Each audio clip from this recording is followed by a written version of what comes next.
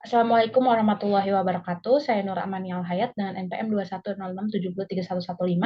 Saya akan mereview sebuah jurnal yang berjudul Nanoscale Precipitation and its Influence on Strengthening Mechanism in an Ultra High Strength Low Carbon Steel. Nah, ini tabel of content-nya. Di sini ada introduction, method, results, dan summary.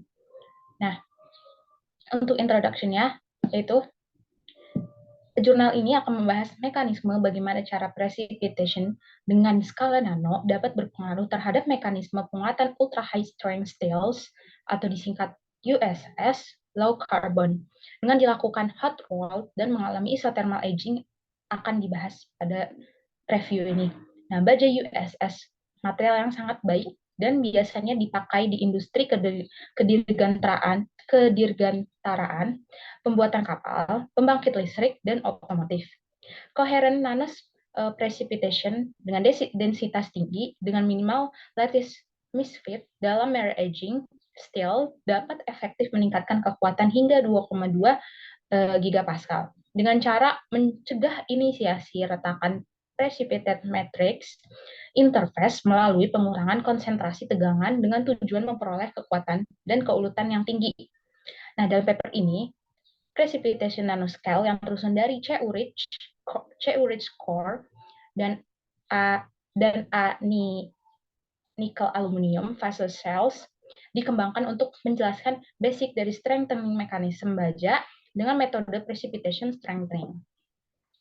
Nah, untuk eksperimental metodenya itu bagaimana? Yang pertama adalah USS disiapkan dengan vacuum arc melting di bawah atmosfer argon dengan komposisi sebagai berikut pada tabel presentasi masanya.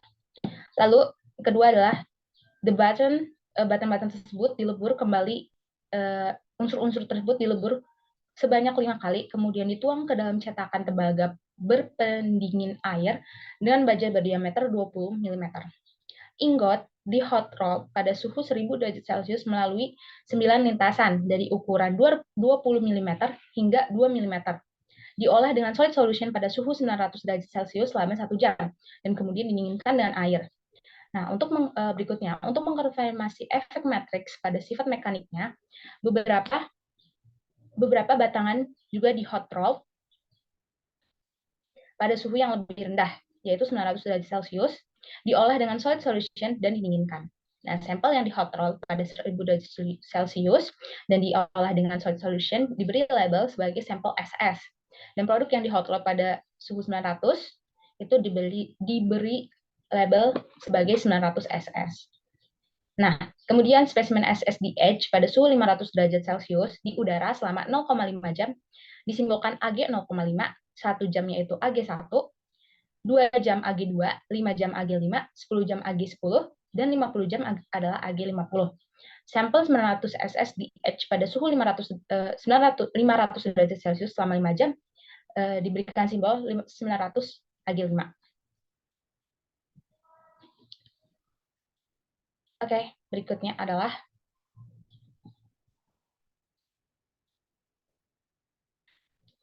results. Nah, dari mechanical properties-nya, ini ada gambar evolusi kekerasan mikro USS yang di edge 500 derajat Celcius untuk periode yang berbeda. Nah, di sini terlihat jelas bahwa gambar menunjukkan kekerasan mikro sampel yang di edge hingga 50 jam pada 500 derajat Celcius. USS memiliki kekerasan di sini 370 hardness Vickers 370 HV. Dilanjutkan treatment dengan solid solution, kemudian kekerasan akan meningkat secara signifikan sampai 500 HV selama 0,5 jam. 0,5 jam pertama aging pada 500 derajat Celcius. Nah, setelah aging selama 5 jam, kekerasan mencapai puncak, yaitu di sini dia mengalami aging lebih selama 5 jam. Nah, dia mencapai kekerasan puncak, yaitu dengan kekerasan 530. Nah, setelah aging yang terlalu lama, yaitu aging lebih dari 5 jam, di sini nih dia lebih dari 5 jam, menyebabkan penurunan kekerasan karena efek aging yang berlebihan. Nah, Jadi, kurva evolusi kekerasan menunjukkan bahwa pengendapan terjadi pada tahap awal aging yang menghasilkan peningkatan kekerasan. Itu. Next. Nah, kemudian results-nya ada gambar rekayasa kurva tegangan-regangan tarik baja SS AG 0,5, AG5, dan AG50. Nah, baja SS memiliki kekuatan load 990 megapascal dan elongation to failure 17%. Aging selama 0,5 jam menghasilkan peningkatan 590 megapascal dalam yield strength seiring dengan penurunan kecil dalam elongation to failure dari 17% menjadi 11%. Jadi ini baja SS nih yang warnanya adalah ini. Nah, dia tuh memiliki yield strength-nya di sini nih. Nah, di sinilah baja SS. Dan elongation to failure-nya dia sekitar 17% berarti di sini. Di sini nih elongation to failure-nya 17%. Nah, kemudian aging selama 0,5 jam ini menghasilkan peningkatan 590 megapascal dalam misalnya seiring dengan penurunan kecil dalam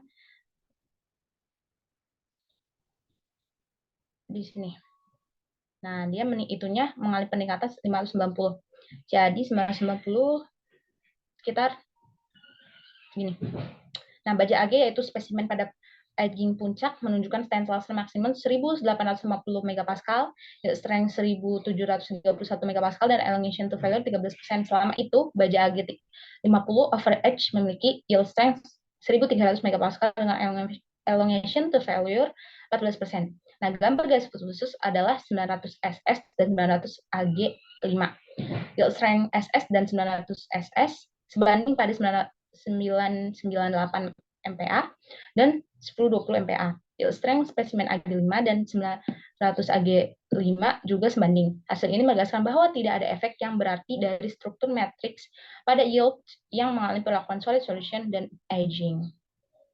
Nah, berikutnya adalah ada kurva corresponding true stress strain curve dan strain hardening. Nah, dapat dilihat dari gambar bahwa semua kurva laju strain hardening turun dengan cepat sebagai fungsi dari regangan. Nah, di sini turun dengan cepat. Banyak baja hot roll pada suhu tinggi, yaitu SS dan AG5, memiliki tingkat strain hardening yang lebih tinggi dibandingkan dengan baja 900 SS dan 900 AG5 yang diproduksi dengan hot rolling pada suhu yang lebih rendah. Nah, untuk microstructural characterization itu gimana? Nah, ini ada gambarnya.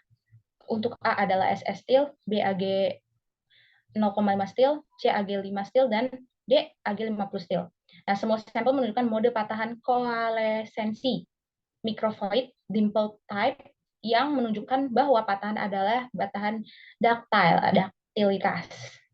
Berikutnya ada diagram fraksi fasa sebagai fungsi dari temperatur untuk USS. Nah, ini penjelasannya. Terus, nah ini ada gambar dari mikrostruktur dan orientasi dari mikrostrukturnya menggunakan EBSD. Nah, yang A ini adalah SS steel, B AG5 steel, dan yang C adalah 900 AG steel. Ini struktur mikro baja AG5 nih yang AG5 itu yang B. Nah, mikrostruktur yang B mirip dengan SS. Yang A, nih dia mirip kan nih. Ini sama ini dia agak mirip dalam hal morfologi butir dan ukuran butir. Nah, perlakuan aging pada 5 derajat Celcius selama 5 jam artinya tidak memiliki efek yang berarti pada struktur mikro. Nah, sedangkan pada baja 900 AG5 ini yang C, dia tuh butirnya lebih kecil nih. Terlihat nih butirnya lebih kecil daripada A dengan B. Dan batas butir grain boundary-nya juga punya sudut low angle grain boundary yang jauh lebih banyak daripada A dengan B dibanding kayak gitu. Ini karena suhu rolling yang lebih rendah. Next, berikutnya ada characterization of nanoscale precipitate. Nanti ada hasil dari time A dengan B dari AG5 steel. Nah, karbida bulat nih, yang bulat ini nih, M6C nih, diamati pada baja AG5. Di gambar A punya diameter rata-rata 40 nanometer. Dan ini juga udah diamati oleh Zhao dan teman-temannya di USS yang serupa. Nah, pada gambar B, dia dislokasinya menumpuk, membentuk dinding dislokasi yang berkembang menjadi low angle boundary nih. Low angle boundary. Nah, pengamatan EBSD dan TEM juga menyatakan bahwa tidak ada fossil leaves yang terbentuk pada baja AG5. Nah, ini distribusi zat terlarutnya dalam baja AG dalam zat terlarut AL, CU, MNNI, MO, dan CU. Nah, maksudnya di sini adalah endapan nano dalam jumlah besar yang diperkaya dengan Ni, Cu, Mn, dan Al umumnya terdeteksi pada baja AG5. Nah, distribusi yang seragam dari MO. Nah, ini dia dibandingkan gambar yang lain. Ini kan dia ada kayak lebih besar gitu. Dan masih ada ruang-ruang yang lebih samar-samar warnanya. Nih, dan yang lain, MO ini dia lebih merata partikelnya tuh, titik-titik kecil kayak gini. Nah, itu menunjukkan bahwa unsur ini tidak terlibat dalam pembentukan endapan berskala nano. Next. Jadi, kesimpulannya adalah yang pertama, USS yang baru dikembangkan memiliki UTS 1,8 GPa dan elongation to failure 13% di bawah kondisi aging puncak. Baja ini terdiri dari ring martensite dan ferrit dengan butiran martensite ring besar yang dikelilingi oleh ferrit yang lebih kecil. Ada sejumlah besar low angle boundary dalam butiran ring martensite. Nah, kedua, tidak ada efek nyata aging pada 500 derajat Celcius pada struktur mikrobutir. Temperatur rolling yang lebih rendah menyebabkan ukuran butir lebih kecil seiring dengan intensitas low angle boundary yang lebih tinggi.